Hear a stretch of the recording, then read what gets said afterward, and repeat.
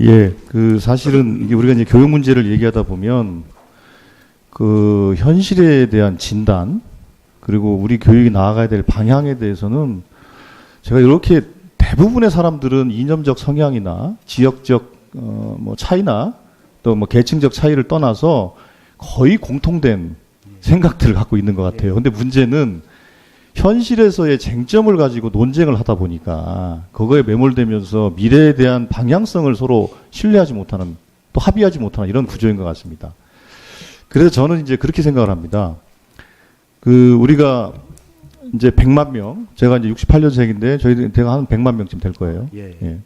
근데 이제 다들 알지만 이제 30만 명대 아닙니까? 이제 아이들이 3분의 1로 보다 더 줄었어요.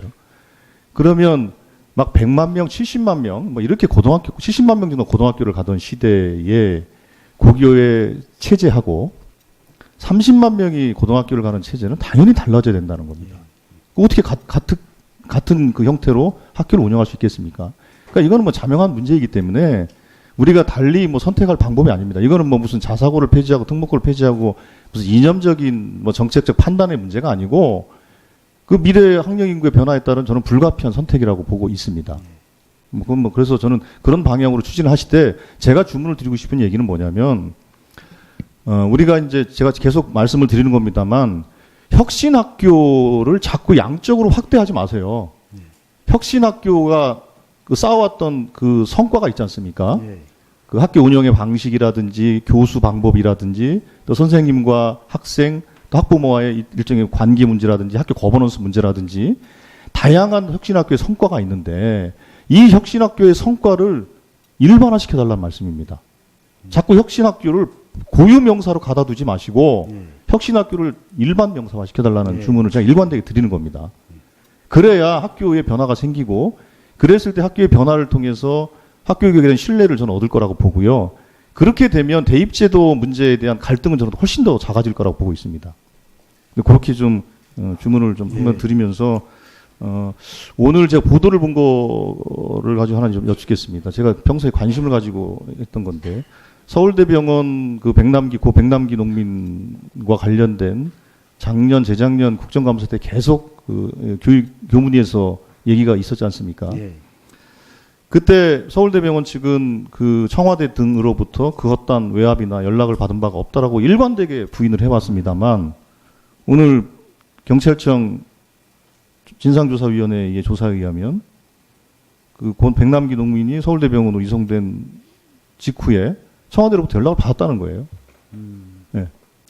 그게 오늘 이제 나왔던 겁니다. 그러니까 그동안 서울대병원이 주장했던 거 정면으로 배치되는 조사 결과가 나온 겁니다.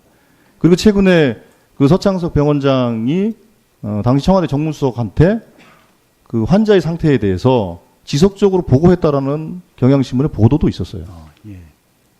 그럼 이거는 그동안 서울대병원이 교육부와 국회를 사실상 능멸한 결과입니다. 이 문제에 대해서 그 장관께서는 그 경찰청 진상조사위원회 그 진상조사 결과를 좀 받아보시고 그리고 그동안 그 서울대병원이 교육부와 국회를 능멸했던 부분에 대해서 단호하게 진상조사를 추가로 좀 하셔서 좀 바로 잡아주시고 요청을 드리고요. 작년 국정감사할 때 서울대병원장에 대해서 그 여러 가지 의혹을 제기하면서 서울대병원장 사퇴 문제를 촉구했고 총장은 검토하겠다고 얘기를 했고 이사회에서 검토해보겠다고 약속을 한 바 있습니다. 근데 그게 처리가 안 된 걸로 제가 알고 있거든요.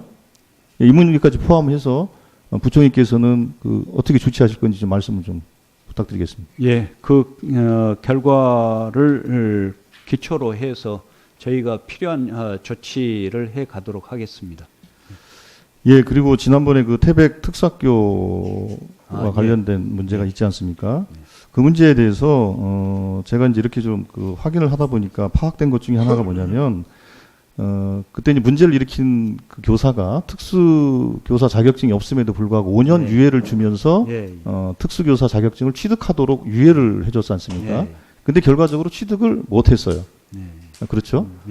그랬을 때 그러면 5년이 유예된 상황에서 강원도 교육청이 그 사실관계를 정확히 확인해서 조치를 했는지 제가 뭐 확인을 요청했더니 확인이 좀 제대로 안 되는 것 같습니다.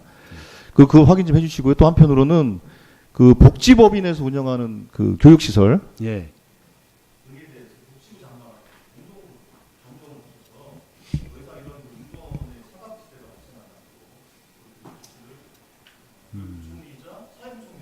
예. 예, 알겠습니다. 네, 수고하셨습니다. 다음은 오세정 의원님 질의해 주시겠습니다.